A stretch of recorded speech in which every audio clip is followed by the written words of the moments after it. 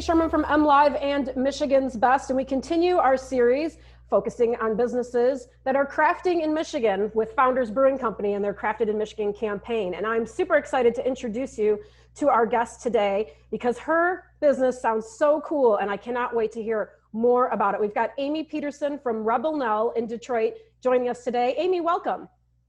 Thank you for having me. It's an honor to be here.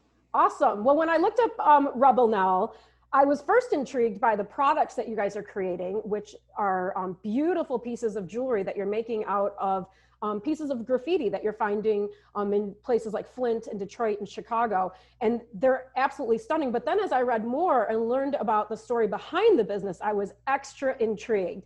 So Amy, tell us a little bit about Rebel Nell and how you guys got started and the mission behind your business. Sure. Rebel Nell was started in 2013 in Detroit, Michigan. My business partner, Diana Rogenson, and I had a dream about creating a company that would teach a woman to fish. I, at the time, lived right next door to a well-known women's shelter called COTS and had lots of conversations with the incredible women who were living there. From that spawned this idea of how can we create a company that would not only provide employment, but also all of the wraparound support that the women needed in order to transition to a successful life. And the concept was born then, and then we needed a product. We had no idea what the heck we were going to make to provide for the employment. And we were inspired one day. I took a run on the DeQuinder Cut and found some graffiti that had fallen off the walls. And that's how we got the idea for our product. It's all one-of-a-kind pieces of jewelry made from graffiti once it falls off the walls. I love everything about this concept. And I just find it a really interesting way to approach a business in the sense of you're not just going to create a product, but you're really going to change lives in a sense, and you're going to give women the tools to do it themselves. It's not a handout. It's a kind of a learning a whole new way, right? Yeah, we're a very unique company in the sense that we started mission first and product was second. And that has always been our goal, is to make sure that the women we serve are first and foremost in every decision that we make. And that is something that we've been very successful at, sticking with and maintaining for the 7 years so far that we've been in business. That's awesome. Well, we're going to look at some of the products and talk a little bit more about those and how you guys create them. But let's talk a little bit about what you learned as you lived next door to COTS, the shelter in Detroit, and what you heard from the women and how you approached the mission and how you're achieving success with that now. So when we first started having conversations, it was just, these are my neighbors, and I would just chat with them. My dog was a wonderful bridge. He was an incredibly friendly dog and deserves a lot of credit for why I started the company. But just having conversations, which I feel like we need to do more as a country anyways, just have more conversations. And, I learned that these were women who left really challenging situations in search of a better opportunity, not only for themselves, but for their family, even if this meant going into the shelter. Many had challenges with abusive relationships and they just needed to escape, or there had been some sort of tragic incident in their lives and they needed a fresh start. And just the courage and the incredible optimism that they had, I just want to be a part of their journey to help them succeed. And that was really what kicked off this whole idea. I like that because I think that I agree with what you said about we need to have more conversations. And I think as women, we, especially when you have children you're taking care of and things like that, there's so many times in your life where you might be one step away from absolute disaster. But some of the things that you're doing that are concrete to help the women out, let's talk about that, because some of the things you're doing, things like teaching financial management so that maybe you can be a little bit more steady with your income and things. Yeah, so that's a really important part, is the curriculum that we are constantly building out and improving, but the basis are that we offer financial literacy, business education, life wellness, housing resources, legal aid. We help them tackle, if their driver's license, for example, has been suspended, we get it reinstated. So a lot of legal aid help, housing resources.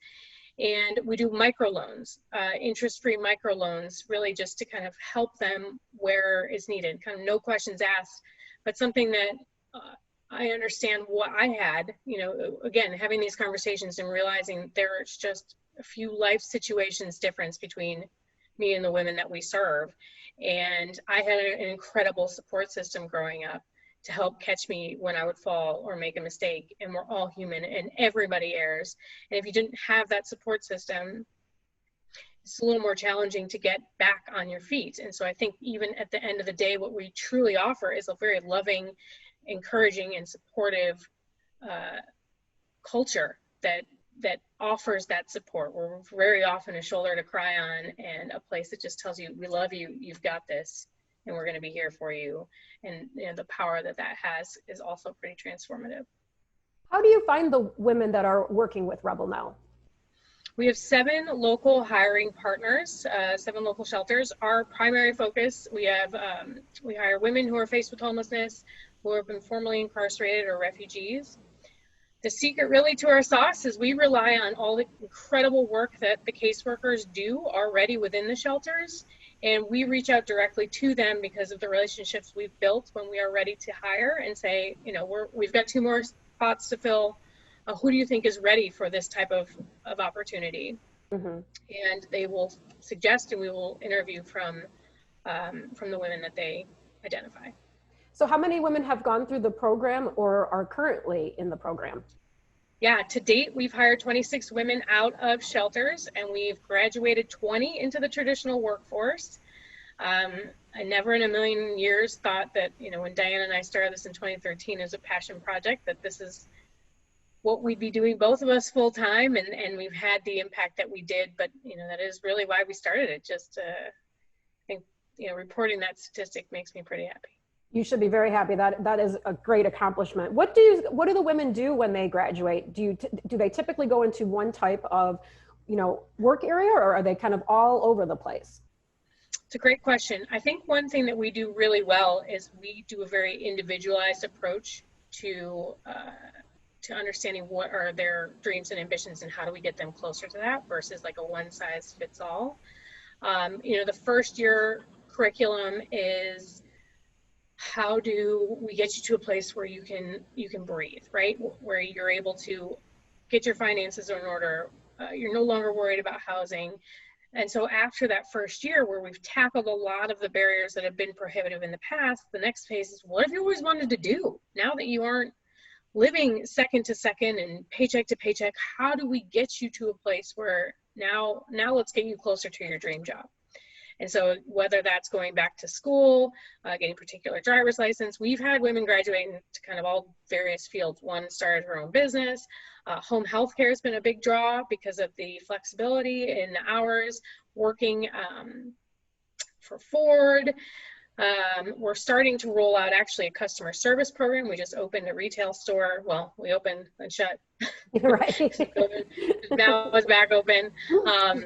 That eventually that will become a customer service training program, and our women will get trained in how to run a retail store as well. So that will just add to their resume as they're ready to transition. That's great. So how long is the program? Is it's a set amount of time that they go through this with Rebel Nell? It varies. We say on average it's about 18 months, mm-hmm. But it's not like a hard stop and then, you know, it's ready to transition. It's, you know, getting through the program, and as I mentioned before, we really do it based on the individual and her needs. So, for example, a woman who is on her own and maybe has 6 kids who are younger, it may take her a little bit longer than the woman whose kids are grown and she's just able to focus on herself. She may move a little bit faster through the program. So it's roughly 18 months. That's awesome. Well, let's talk a little bit about the jewelry that you're creating with your team at Rebel Nell, and you're using graffiti that you're finding around the city of Detroit and, like I mentioned earlier, Flint and Chicago. How did you guys then go from picking some graffiti up off the DeQuinder Cut to manufacturing high-end jewelry?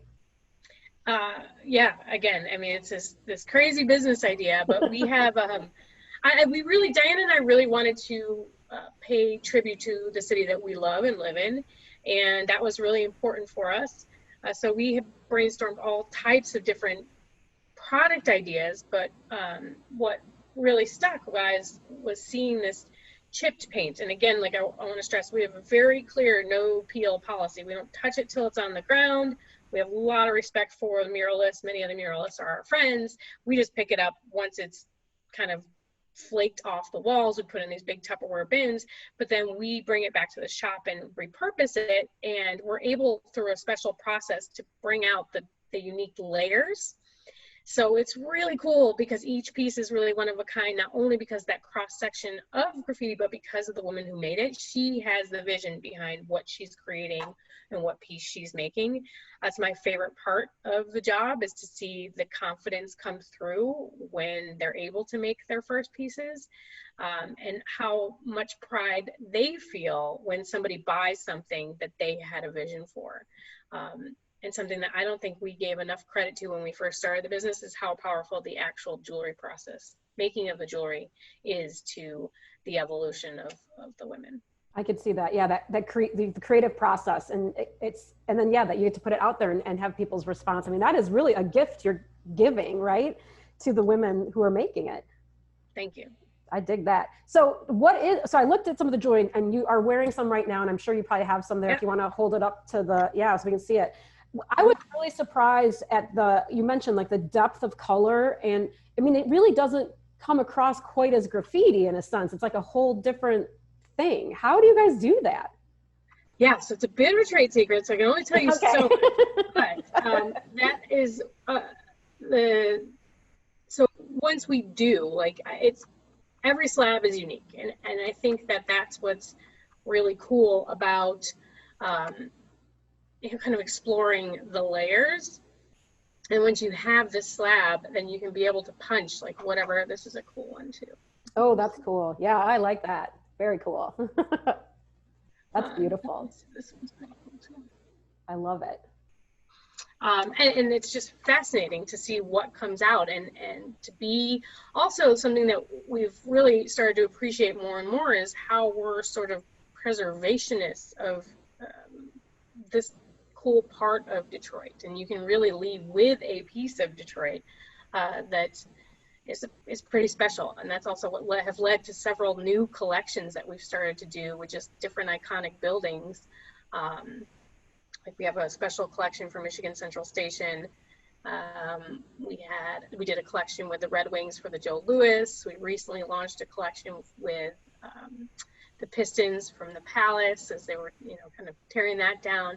So it's been fun to see how that part of our business, how we kind of have that ability to preserve and turn it into wearable art, has continued to evolve and expand. It's been really neat. Yeah, I thought that was super sweet, because I saw you have one of your series is Grand Central Station, and I thought instantly of my mom, who's a Detroiter, and I'm like, oh, she would love something like that, because every time we drive by, she laments, the fact that it's, falling down and all that kind of stuff. So yeah, to restore a little bit of that greatness of Detroit, kind of one piece of jewelry at a time. And I love that each one is totally unique. So it's something you can wear that no one else is going to have, one that's quite exactly like that one. Yep, it's one of no other kind. I love that tagline. That's great. So you mentioned that you recently opened a retail store in Detroit. Yes. We opened last year, just enough time for the holidays to get our feet wet, and then of course had to shut it down in March, but we've just recently started to reopen with some limited hours, as we're still trying to figure it out and what are people's appetite for going out and shopping. But we are currently open Tuesday through Saturday, and the hours can be found on our website at rebelnell.com. Now, is that your only store, or do you also sell retail through other establishments?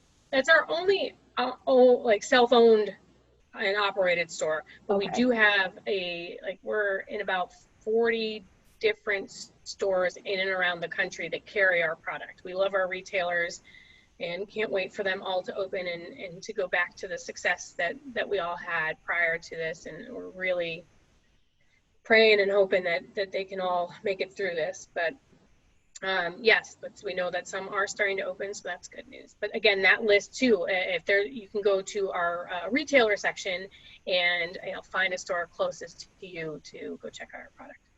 Now, you also work closely with other groups and sponsors that help you put this program together. Is that correct, Amy?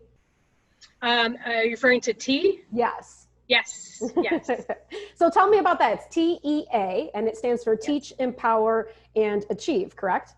Correct. And what is the story behind that? Yeah, T was started in 2018.